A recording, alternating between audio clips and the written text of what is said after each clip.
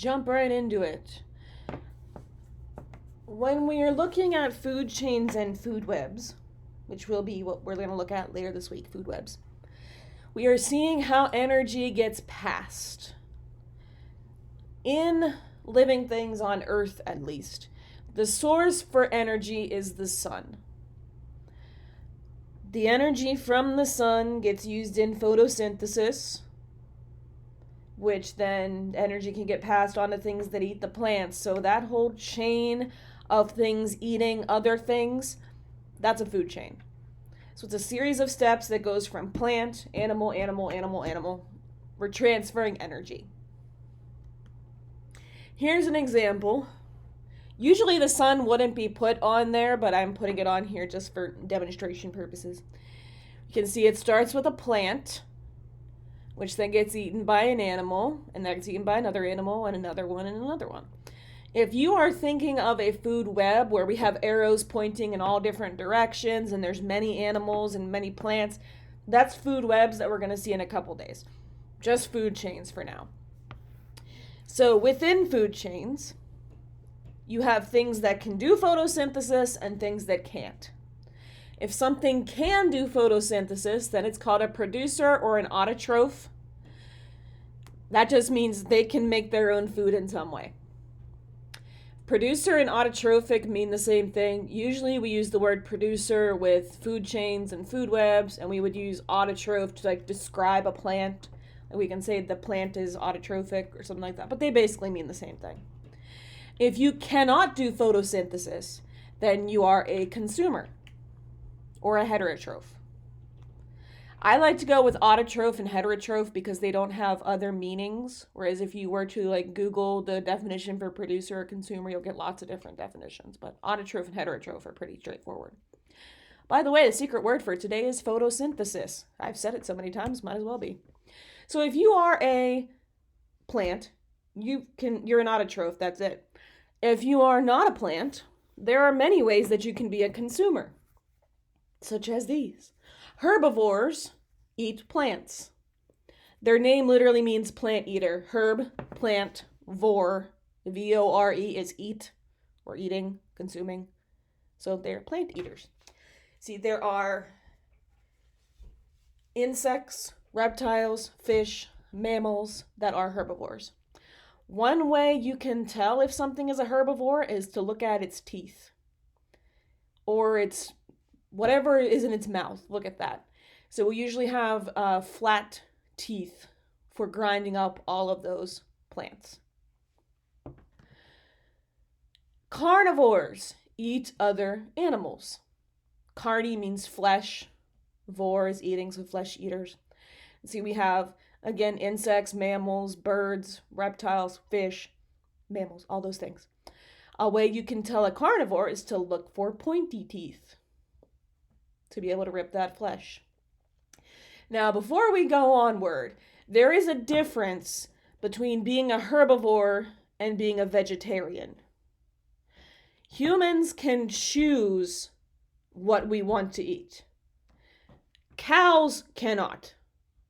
They eat plants. That's all that they eat. I mean, if there was nothing else to eat, would the cow eat something from another animal, like a meat? Probably, so they don't starve to death. But their digestive system is set up so that they can digest plants. They will not have a fun time trying to eat meat. Same thing goes with carnivores.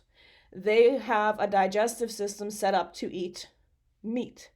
If they try to eat plants, they're not going to have a fun time digesting that. It's not going to be easy or comfortable for them. Would they eat plants if they were starving to death? Probably, but it wouldn't work out for them very well. Omnivores means you can eat both. Humans are omnivores. Omni means both. Vor, eating both.